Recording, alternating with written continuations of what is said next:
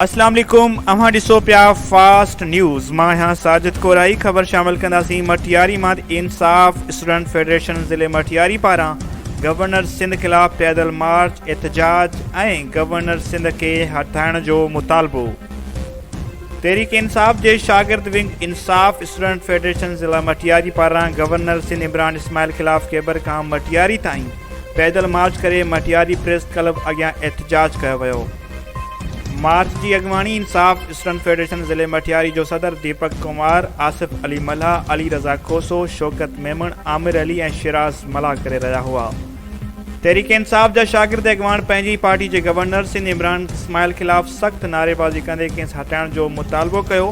इंसाफ़ student federation ज़िले सदर Deepak Kumar media से ॻाल्हाईंदे चयो त गवर्नर इमरान इस्माइल सिंध में पार्टी वर्करनि ऐं शागिर्दनि खे का अहमियत न पियो ॾिए।